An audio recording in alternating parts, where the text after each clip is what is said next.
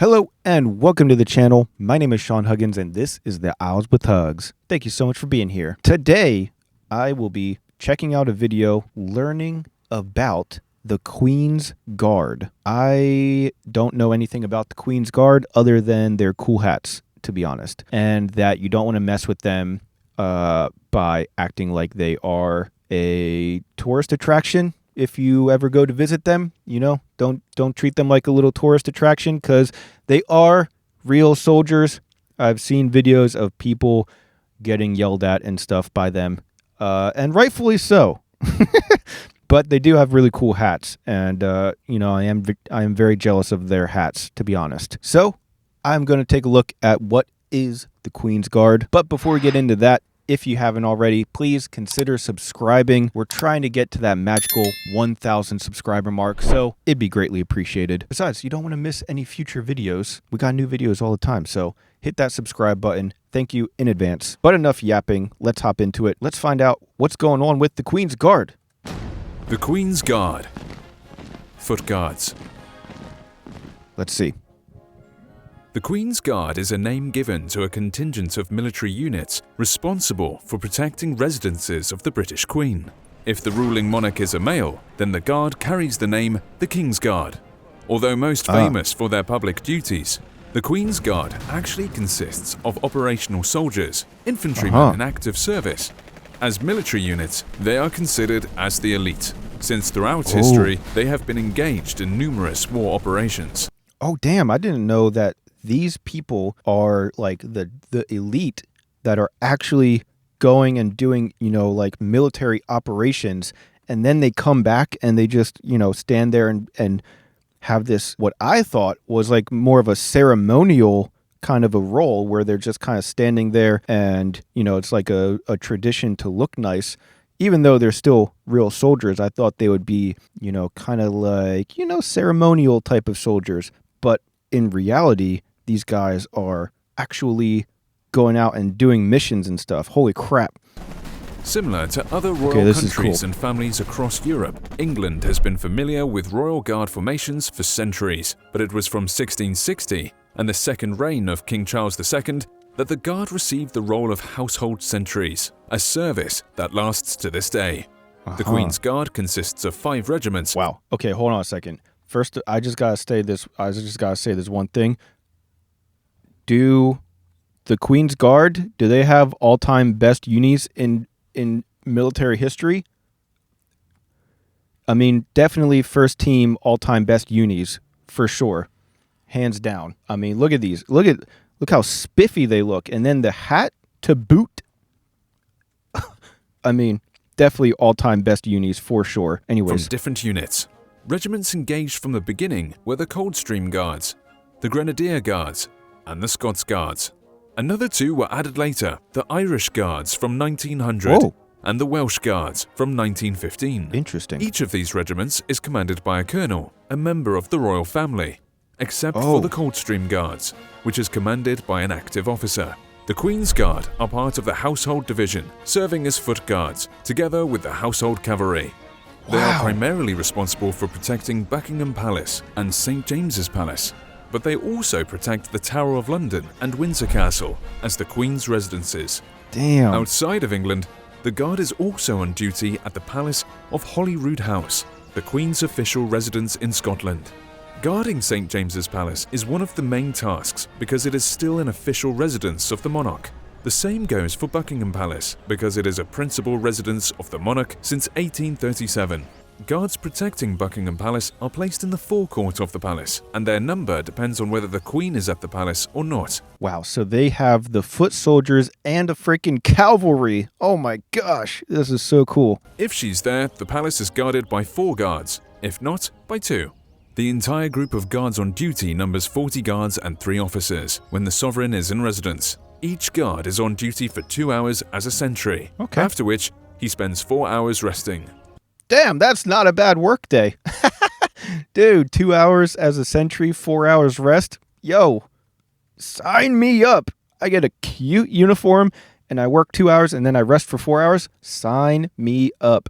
During the 2 hours of sentry duty, guards are not allowed to move. But every 10 minutes or so, the guard marches a few feet up or down his sentry box.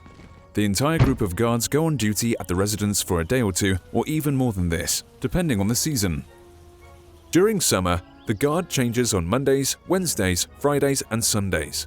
The change of guards on duty is made in a ceremonial manner and is known as the changing of the guard.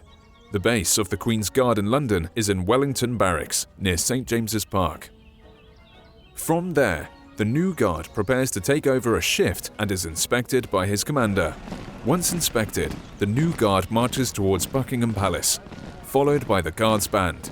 The old guard is summoned from St. James's Palace and Buckingham Palace at the forecourt of Buckingham Palace.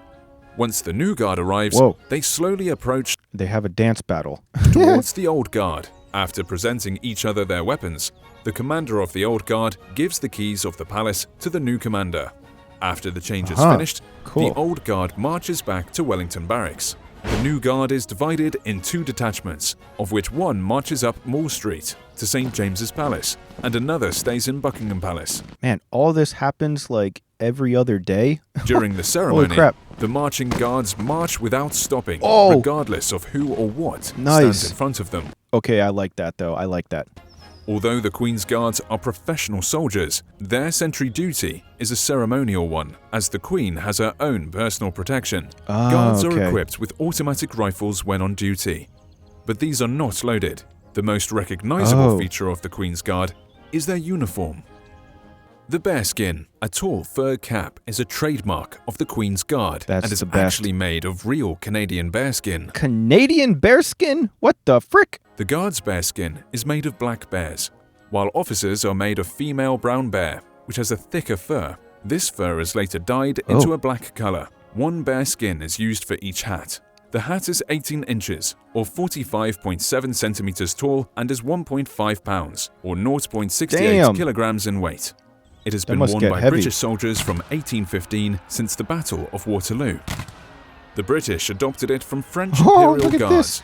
Dude, they had them decorated back in the day. That's awesome. Who wore it to look taller and more intimidating. Since the British were victorious in the battle, they started to wear bearskins as a symbol of their great victory. The uniform of the Queen's Guard consists of a scarlet tunic with dark blue collar and shoulder stripes with white edges and cuffs in dark blue and white. During the winter, instead of a scarlet tunic, the guards wear grey coats.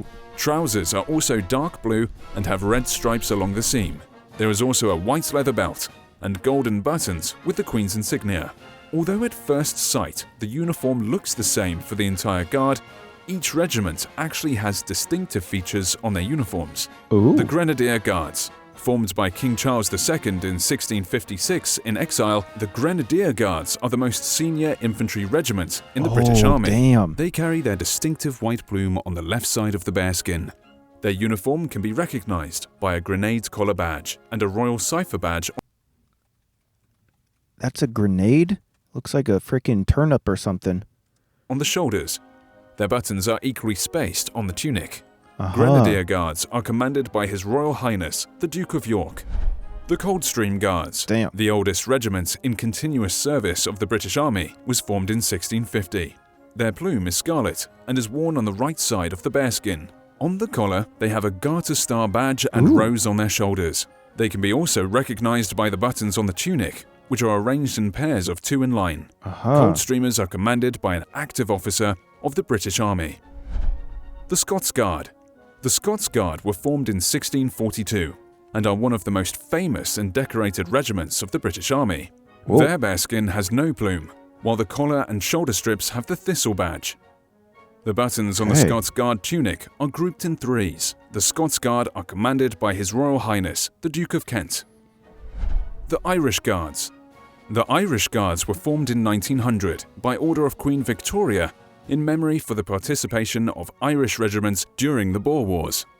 They have a blue plume on the right side of the bearskin and a shamrock on the collar as their national symbol. On the shoulders, the Irish Guards carry a St. Patrick's star. The buttons on the tunic are grouped in 4s. The Irish Guards are commanded by His Royal Highness the Duke of Cambridge. The Welsh Guards. The Welsh Guards were the last of the Queen's Guard that were formed. They were raised in 1915 in order to complement the national composition of the Queen's Guard. The Welsh Guards have a white plume on the left side of the bearskin. On the collar and shoulders are their national symbol, the leek. The buttons on the tunic are grouped in fives. The Welsh Guard is commanded by His Royal Highness the Prince of Wales. Even though the Queen's Guard consists of these 5 regiments, other military units of the entire Commonwealth are occasionally given the honour to stand as guards of the Queen's residence. While on the duty of the Queen's Guard, these other units wear their own uniforms. Ah, wow. All right, that was awesome. I had no idea that there were so many different kinds of Queen's Guards and that there was so much history to them. That is very cool. Very interesting and informative video indeed. But anyways, that's all the time that I have for today. So again, if you haven't already, please consider subscribing. It helps out the channel a lot. We're trying to get to 1,000 subscribers, so thank you in advance. Besides, you don't want to miss any future videos. We got new videos all the time. That being said, though, that's all the time that I have for today. So thank you guys so much for being here. And as always, I'll see you guys next time. Peace.